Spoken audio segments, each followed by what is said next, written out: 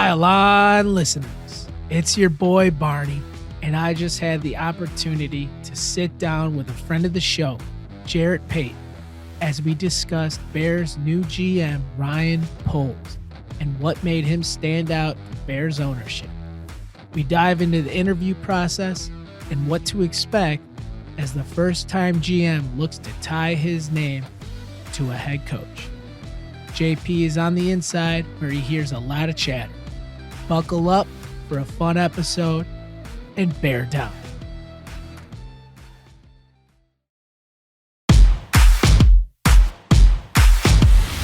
JP, how you doing, man? You keeping it funky, fresh, and always honest? Hey, man, you know how we do, man. It's going crazy right now, bro. Like, this whole entire process that the Bears have been going through, just talking to a lot of the beat guys here in Chicago that cover the team, a lot of guys were just really wondering if they were going to get a break. And like, since the season's been over, you haven't had a chance to have a break because the Bears have been dominating the news here and all the news cycles here in Chicago, just waiting to see what happens. So now that we kind of have a GM in place, I think things are even more crazy because now everybody wants to know who's going to be the next Bears head coach. It's never enough with the fans, right? No, and you know what, the fans are, I understand where the fans are coming from because first and foremost, that's what I am. So I get it.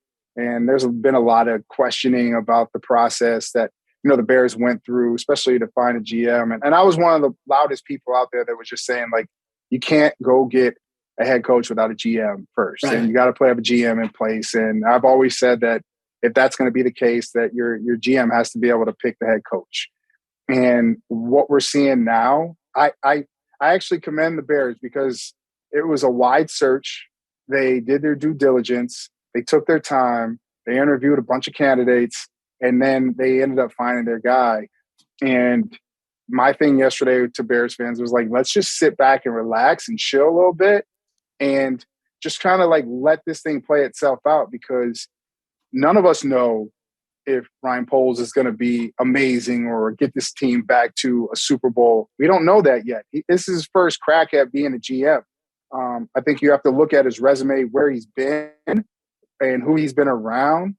And being in KC, you know, he's been around some greatness and he's seen success. So, you know, being able to last through 3 different GMs, I mean, it's saying something. He was a big part, you know, listening to Beach talk about how, like, he was a big part of the process of helping, like, shape that roster and what they were doing in KC. It really puts me at ease a little bit to kind of sit back and go, let's just watch and see what he does, man, before we start casting judgment. Oh, absolutely. And you kind of hit it right on the head right there with just being able to survive 3 different regimes, right? I mean, you do that and you're obviously doing something right. Yeah, you're doing. Go ahead.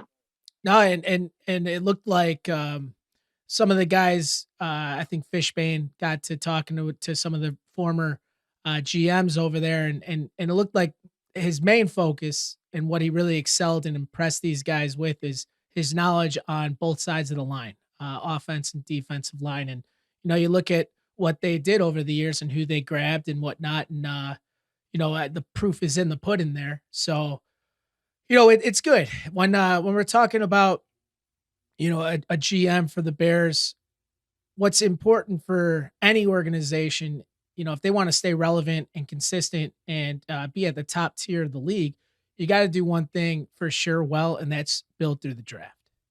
You know, you got to build through the draft, and I think that's you know, that's going to be one of the tough deal for him, especially out the gate, right? No first round pick, and so just the way that, you know, Ryan Pace kind of left, you know, this organization, it's not going to make it easy. And there's a lot of holes that need to be filled on this roster, and they got to figure it out. But you said it. I love the fact of what he knows and his relationship to the offensive line and playing the position, understanding the position, and knowing that it's so crucial and vital to a success of a football team. You got to be able to build there, and being able to have a strong, you know, interior line and on the defensive side and the offensive side. To me, I've always believed, and I know for a fact, I've won championships. most of the time, that's the reason. That's one of the biggest reasons why you win championships, because you can dominate the line of scrimmage. And so, with the offensive line issues and the struggles that were there this past season for the Bears, it eases my mind a little bit that that's going to be a main focus for Ryan Poles when he actually starts to get a chance to be able to start picking out some of the groceries and get this offense back to where we hope it can be and building around Justin Fields. Yeah, it eases your mind, and I'm sure it's easing Justin's right now, just knowing that he at least his forte and what he did for a living, resembles right around protecting Justin. But let's take a quick look at his resume, Ryan Poles, and what he's been doing for the last 12 years. His rise in KC, he started off in '09 as a player personnel assistant, and then he quickly got promoted in 1 year to college scouting administrator, where he held that for about 6 years. And I would assume that a CSA is probably on the road a lot at these games, putting down reports and just reporting back to the GM, director of college scouting, all the way down the line.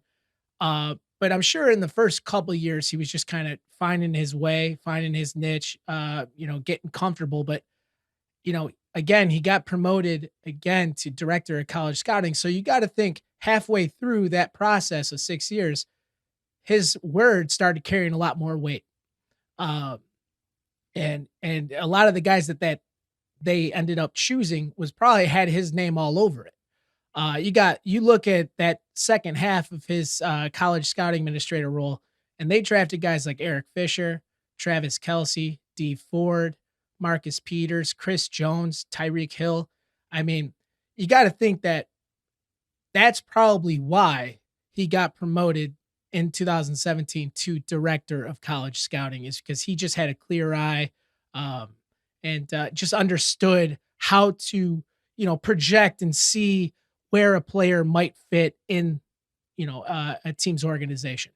Oh, definitely, man. I mean, that's where you start to kind of turn heads a little bit, is when you're at that position. And when you're a director of college scouting, to me, that's one of the first things that I look for if I'm looking at GMs. And through this process of talking to a lot of people around the league that are in that position, that once had that position, those are the guys that understand, that know how to kind of signal out and eye the talent that you need to be successful as an organization.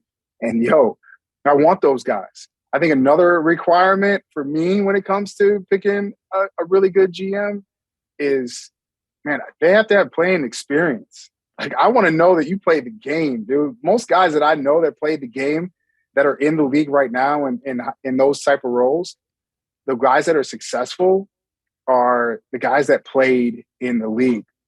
One of my dad's best friends, my old high school coach, Kevin Kelly, is director of college scouting for the Chargers. And look what he's done over the last 7 years there for them.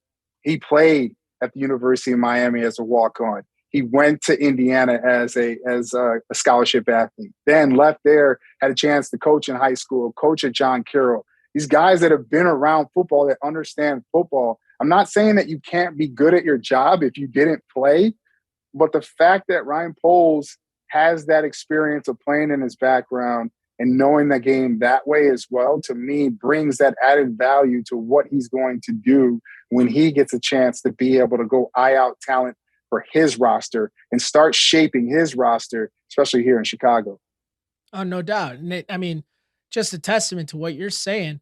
He only had 1 year being a director of college scouting, and it makes a lot of sense because back in 2017, it was a pretty important year for quarterbacks. And, I just want to remind everybody, Deshaun Watson was still available. The guy who was a giant killer in college and basically was the only guy who could defeat Bama. He's still available. And as the director of college scouting, he's telling Veach, or, I'm sure they're all working together on it. It's not just, polls or whatnot, but they went up and drafted Patrick Mahomes. And I mean, again, you get a guy like that, and he blossoms into the player that he is now. And not to mention, he grabs Kareem Hunt and, like, 2 rounds later, and he ends up being a pretty dang good running back for them. And there's a reason why he was only 1 year director of college scouting and got immediately promoted to assistant director of player personnel.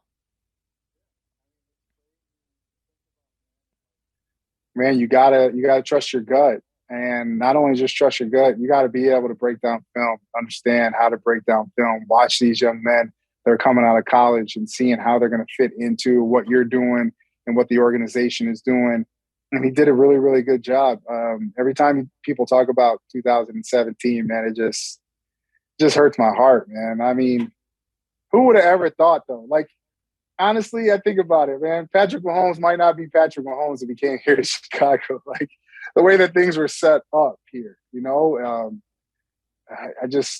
I just don't know. John Fox and all that, didn't it didn't seem right, right? So now to see what they were able to do and surrounding him with the talent that he needs and what they do offensively, um, hey, you can see why they're successful. But guess what, bro? They have an identity on offense. They have an Yeah. identity. Like what they're gonna do here in Chicago over the last 4 years under Matt Nagy. There hasn't been an identity, and you look at. I always felt like there was a disconnect between what Matt wanted to do and what Ryan's vision was, and even though they were collaborating, it just nothing ever really seemed right. And Hmm. I think that's what moving forward and talking to people that are close to the organization, they talk about of really making sure that Ryan Poles has the necessary all the necessary things around him to be successful and to be able to bounce stuff off of. And so because they know there's going to be some times. And I think that's what was so different in KC for him is that they literally did work together all the time. Even though there was turnover at the GM position, there were still conversations and they figured this thing out together. I think during Ryan Pace's era here in Chicago, there was a lot of his boys were there with him, scouting, all that stuff. Like he didn't fire anybody while he was here. Guys are making bad decisions probably. He just, he was kind of doing his own thing. Like, these are my boys. When it comes down to making these decisions to win football games, man, this is tough. It's it's doggy world, man. Like, you gotta get in where you fit in. And if guys aren't doing what they're supposed to do or they're not collaborating like they should, then you got to make changes. Pace didn't do that. And I think that seeing what Poles is all about and where he came from, he's going to be able to bring that to Chicago. And I'm hoping there's going to be a lot of conversation of what to do right. And not always going to make the right decision, but if they're doing it together, I think that right there gives us the best shot to seeing them have success. You said a couple things I want to comment on. The like it never gets old. It's just as annoying as the next time. When I have to hear Troy Aikman or somebody bring up, the 2017 draft whenever the Kansas City Chiefs are playing or whenever the Bears are playing, and it's always this, that, and the other. And I'm just like, get some new material, because to me, the Super Bowl last year was an indictment, I think, on what maybe Mahomes would have been with the Bears. I mean, if you remember, it was a shellacking. I mean, the Bucks beat him 31-9. I think he was pressured on like 90% of his dropbacks. He had a terrible game. He went 26 for 49. He absolutely had no help with his offensive line. He had a 53% completion percentage, and he had 2 interceptions. So no touchdowns. They got scored. I mean, it's just like, I felt, all right, you come to the Bears, especially with not having weapons like Tyreek Hill, who can take a top off of defense, and then, Travis Kelce, who's the best tight end in the game. I don't think he would have translated at least as quickly, to the success that he's at. And so, I get so annoyed whenever I hear that comparison, because it's just like, okay, well, that's, apples and oranges. But I do want to say, as far as polls, and I want to bring this back to him, is, that game was some teams are happy with being up at the top tier, but some teams, if they don't win the Super Bowl, they need to clean house. And Ryan Poles being the offensive line voice in terms of player personnel, I mean, I'm really happy he didn't get the job in Carolina last year when he was interviewing for a GM and being a finalist because, man, I mean, you look at what team they have now and even, what started this year, there is only one lineman on that starting squad that started in that Super Bowl. They went out and grabbed left guard Joe Thuney, who's the first player in NFL history to start a Super Bowl in each of his first 3 years. They went out and grabbed arguably the best left tackle, on the market in Orlando Brown, a young and highly coveted guy that they had to trade picks for. Uh, they went and drafted Trey Smith, their right guard out of Tennessee, who looks like a bright spot. He was in like the 6th or 7th round. Definitely somebody that might be playing better than they had expected, at least now. And then, of course, they drafted Creed Humphrey, who was my favorite player in the entire draft because I'm a wrestler, and so is he. But I mean, he's the best center in the game this season, with what his numbers say, and he's a rookie. So, you know, I gotta say, as the executive director of player personnel and also being, the voice for the line, Brian Poles probably did a hell of a lot to do, with all of those moves. And now, you look at that last game, which was probably one of the best games I had ever seen in my life, that Josh Allen, Patrick Mahomes battle. But, you know, Josh Allen, he was under duress the entire game. And he kind of impressed me a little bit more than Patrick Mahomes, just because Patrick Mahomes had all day, and it's a completely different story than it was last year. Dude, that dude Josh Allen is the truth, bro. Yeah. He is the truth, man. And shouts out to Brian Dable and also my man Ken Dorsey, because those two, man, Ken and I played together at the U, man, and Ken's a great offensive mind, great quarterback guru. Like, he's just got the mind for it, man, and one of the smartest football players that I've ever been around in my life. And they really have transformed him and helped him transform into, I think a lot of it goes to Josh Allen, his abilities, but also I think of having great people around you kind of build you up, and they've done a heck of a job. And you saw it, man. That's a tough place to play, and he's been there before.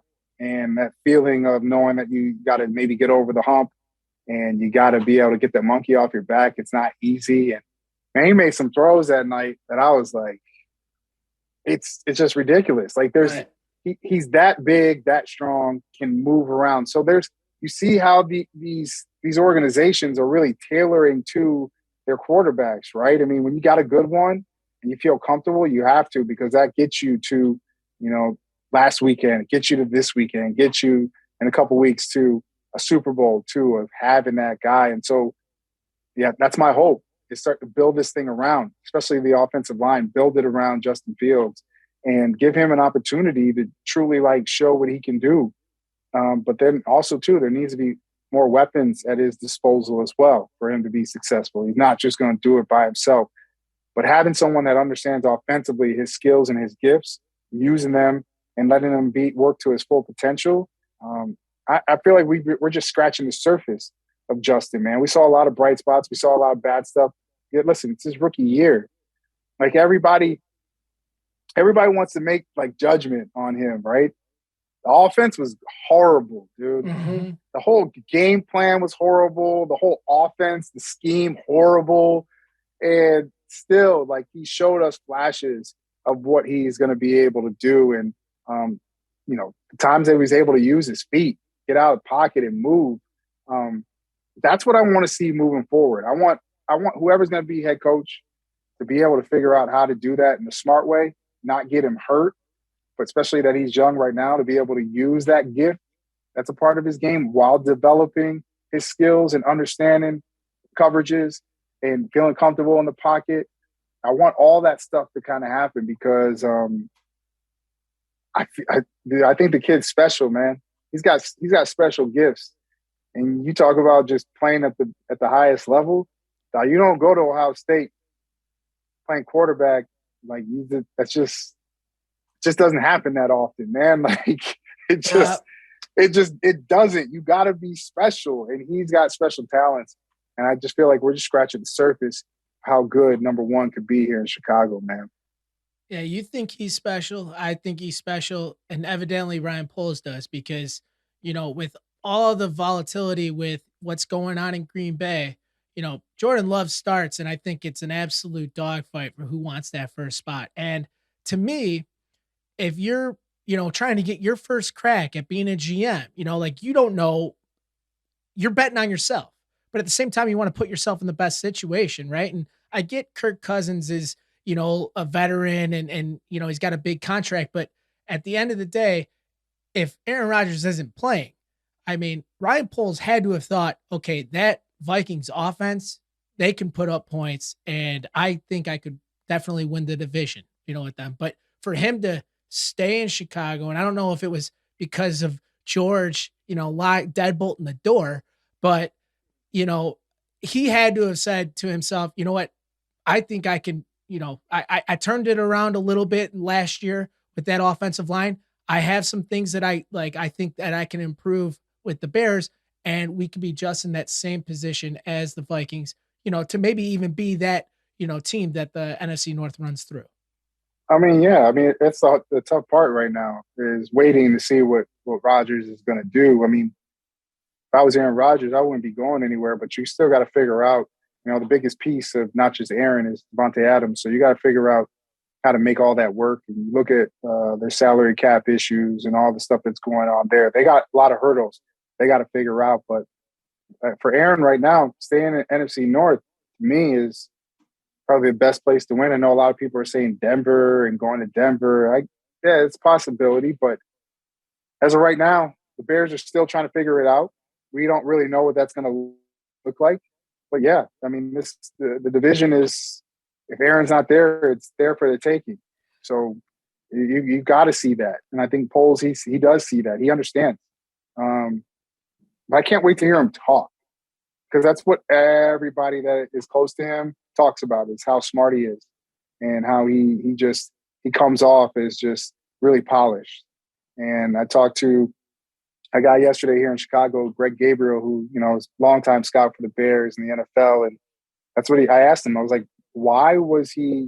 He was up for the Bears job, for the GM job, but also over the last year, 3 other jobs. So people as finalists. So what is making him so special? And they just said he interviews so well, and that he comes off well. So I wish I could have been a fly in the room when they're having their conversation of what his vision is. But I look forward to being able to hear what his vision is when he gets a chance to meet the media here in Chicago, because what he had to say had to be special.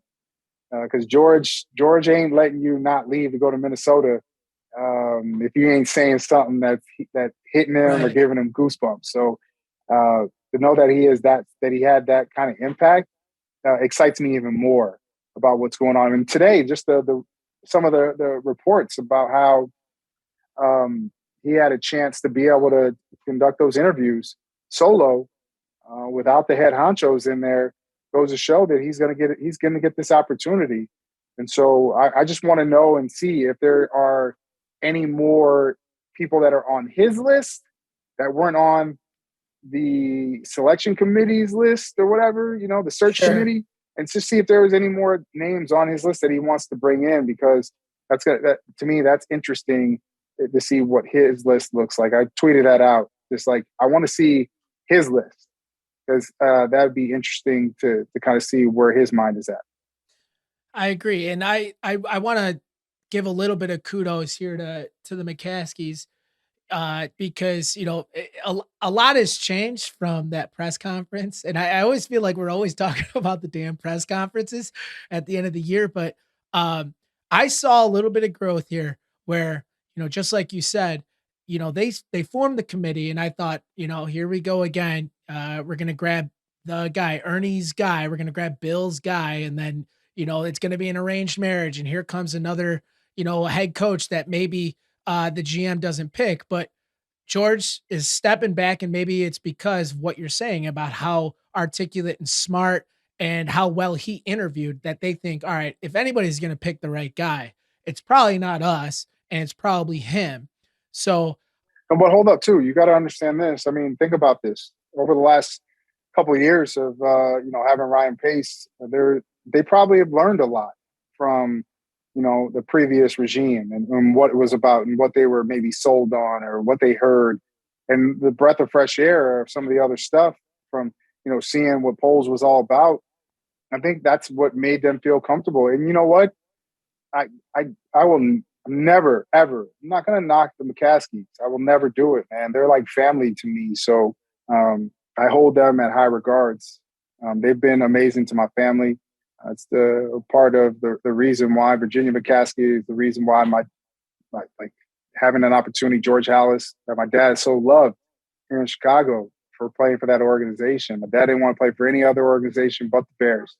And so I think about what they've been through and what they go through on a daily basis owning this team. And it's not easy. George kind of talked about it, not a real football guy. I think he wanted to feel at ease with a football guy. And I think that's what made polls probably so appetizing for him, is that he was hearing something different than he heard from Ryan. And I think they really have learned a little bit from what they've gone through in the past. And yeah, I think things are going to be a little bit fluid and moving a little bit when it comes to, his role and what he's going to do. I know he kind of etched it out what his role is going to be when it comes to who's going to report to him. But over time, man, I think things are going to change even more. And I think it's better, because if you have a guy in there that truly knows what they're doing, has a vision, I think it's put him at ease just a little bit as well. Let me ask you this, and just because you kind of bring up the different levels of just owning and operating the team. Why do you think it is that the Bears are structured this way and they don't have like a, either I know like some teams are adapting analytics and not every team has one, but like why isn't there somebody that's just, that can take maybe some of the heavy lifting that Ryan Poles might not need as a first guy and just have a plain old, business ops guy running that part football ops. They got business ops. That's Yes, my guy. yes. That's my guy, Ted Phillips, man. Ted Phillips, he's business ops, man. Like they don't. That's not actually the title, but that's what he is, and we all know what he does. And for people out there that don't know him as well, his name gets thrown out there so much, and people always want to discredit him and that he's a part of the problem. I'm going to say this.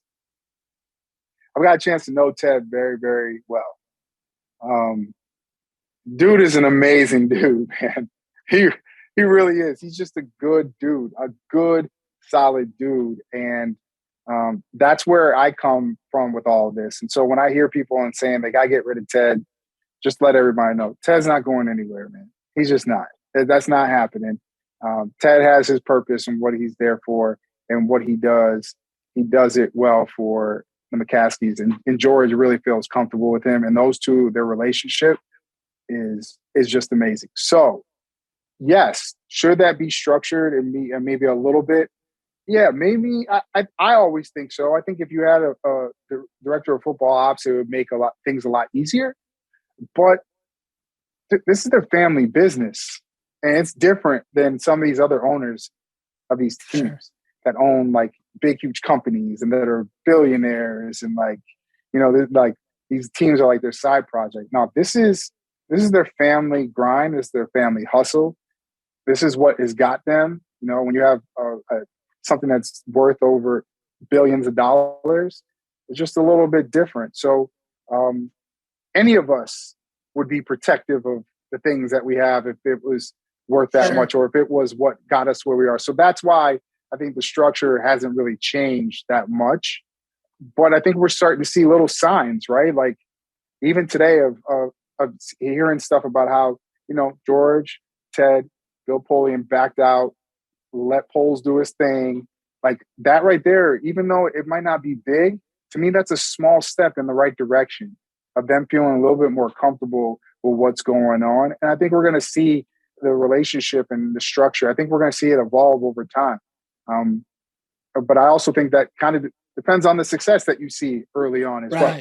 If we start seeing success early on, I think it does. It loosens up the reins a little bit. And I think it kind of, keeps people at bay, but also like, yo, this is cool. We're going to give you more. And anytime, I have kids. When my kids do the right thing and they're doing what they're supposed to do, they get to play more video games. They get more tablet time. I think that's what we're going to see throughout this process. I think it's going to be fluid as we move forward. Yeah, and obviously the next order for action here is finding out who's going to be our next head coach, right? What do you think Poles is looking for? You know, when he's interviewing these candidates, you know, I understand like the vision, but like, what what is it that Poles is trying to find? You know, in his next guy. I think he's trying to find someone that's got the same vision as him, that are they're on the same wavelength, that their visions are kind of are like a road that comes together and just joins, right? Not everybody's going to be stay on the same page. Someone's going to get off of, if they're on the highway, get off, maybe get gas and then get back on the highway. But that's what I think he's looking for, is someone that he can vibe with, a same vision. I think he's asking a lot of questions about what he sees and how to develop Justin Fields. I think that's one of the main questions that you're asking. How do we get the most out of this young man? How are you going to do that? I think there's a lot of also just questions about players and watching film or watching guys and saying, this guy might have had a down year. How are you going to get him back to playing at a high level? So a lot of questions and schemes. And when it comes to scheme stuff, I think is where they're talking right now. But I also think that some of this is about relationships and building some of them. He might know some of these guys, have a relationship, maybe have the same agent with some of these guys. But I think taking some time to get to know one another as well, I think is going to be crucial, because you got to feel comfortable with someone that you're going to work with and someone that you are going to be bouncing ideas off of, and someone that you're going to be helping, trying to be able to put the best players in place for that head coach to be able that work with his scheme and then work with his vision to be successful on the field. So I think a lot of stuff, a lot of stuff being thrown at these coaches. And for guys like Jim Caldwell and Dan Quinn, they've done this before. So they kind of know. A guy like Eberflus, he's, a DC, never had this spot before. So for him, it's a little bit different. So some of these guys kind of already know what they need to do to be able to get these jobs. So it's going to be interesting to see how it all plays itself out with who's going to be the head coach. And once we get that going, then we'll get the chance to really kind of see what the vision is and the direction that they're really going to head. And I mean, before we hired polls here, we casted a pretty wide net. That's sort of the cliche that everybody's using. We had 11 head coaching candidates interviewed. We seemed to narrow it down to just a handful of guys. Mainly the two being talked about right now are the ones you mentioned, Caldwell and Quinn. Um, do you do you have a preference on, not between those two, but whether it because of our dynamic of our team, who, if he's an offensive guy, if he's a defensive guy, or are you just looking for the guy who's the best leader? Because I could see all three ways being a positive. Yeah, I think being a leader it's got to be first and foremost. We're talking about someone that's got to lead men and lead an organization, set the tone, and not only just set the tone for the guys that are in that locker room that go out on the field every single day to practice and on Sundays and Mondays and Thursdays, but also to the people that are around too, administration, in the front office. Everybody vibes off of the head coach. I went out to DC to interview Ron Rivera a couple weeks ago and sit down with him. And I walked into the Washington football offices, right? And as we went into his office, we were talking, and then we walked out and he was taking me to the other side of the wing, which was more of the business side of the wing. And there used to be like this huge door, like you had to open up to go through there. And basically he had the organization blow down both huge doors on both sides.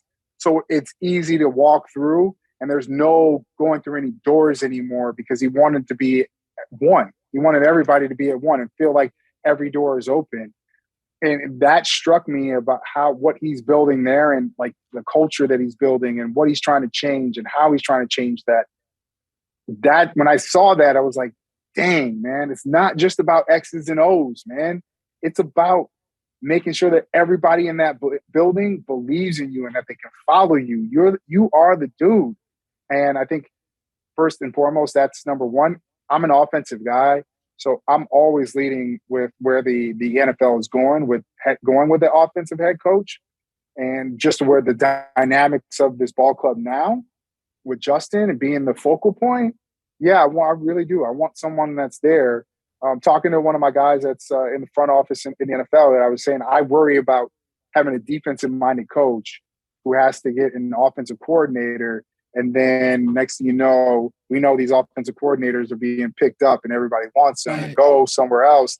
And now you're changing it around again of giving, Justin another guy. I really like the fact of having that head coach be the play caller.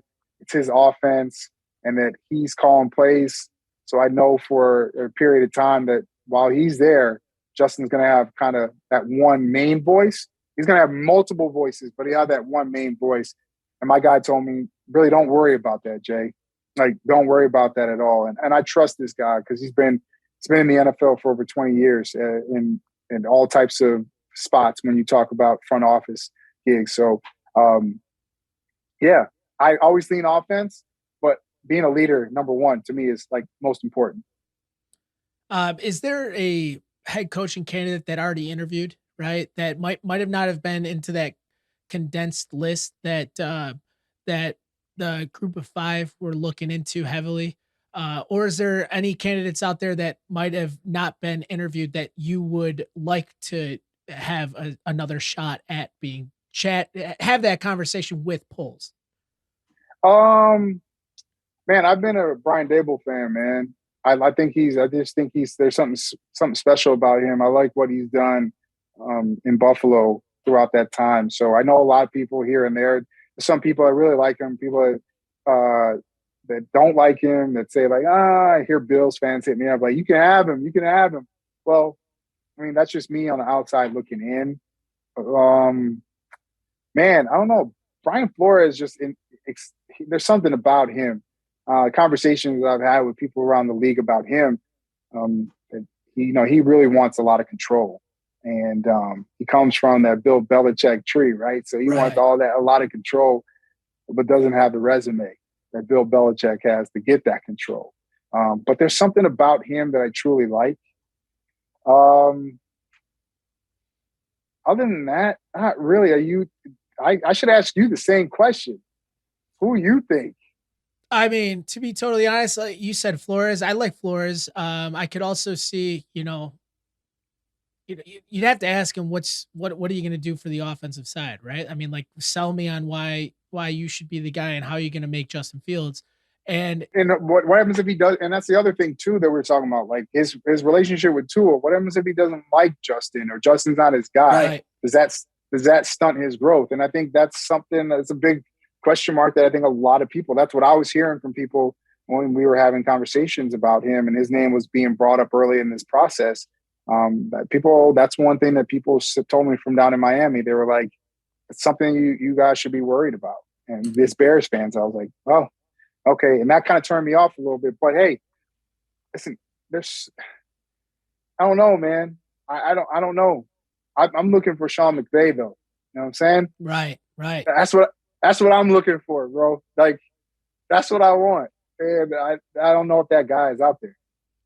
No, I totally agree. I mean, just what he's been able to do, just that entire tree, that Mike Shanahan tree. Everyone's always talking about the Andy Reid tree or the Belichick tree, and Mike Shanahan's tree is just as impressive, and especially in today's game. I mean, it is. I mean, you talk about Kyle Shanahan. Lafleur comes from there, but yeah, I mean that offense would be rocking and rolling. I mean, that offense can make a good quarterback great, but as for me, who would I see? I would want somebody, and I'm like smiling saying this just because I know it's just never gonna happen. But the two names that I wish the Bears could get would be Harbaugh or Payton. I mean, it's tough, and I mean it never say never, right? But like those would be my top of the list, and I would try to just bust down any barrier I could to at least have a conversation with one of them and kick the tires, and them tell me to go to hell or whatever. I like my situation right here just fine. Like that's fine, but I mean, those guys, when we talk about leaders and just knowledgeable on the game, Peyton for me is a top two, top three coach in the entire league. And then, I just think Jim Harbaugh has just got that bit of an it factor that might rub some people wrong, but at the same time, I mean, that guy's a true winner as well. Yeah, who cares what if he's rubbing people wrong? As long as he's winning, that's all that matters, bro. I mean, that's what you want. You want someone that's done it. His resume in the NFL is pretty special. So a lot of people forget about that. He's done what he did in San Francisco. So I don't know. He's a guy too that would want a lot of control as well. So I just don't know how that fits in the dynamics as of right now with that organization. But listen, man, we're gonna see. You and I, we're gonna have so much to talk about once we figure out who this head coach is, man. It's not. Then we'll have to be able to kind of map something out a little bit more of like which direction they're actually going to be heading and what the future is going to look like.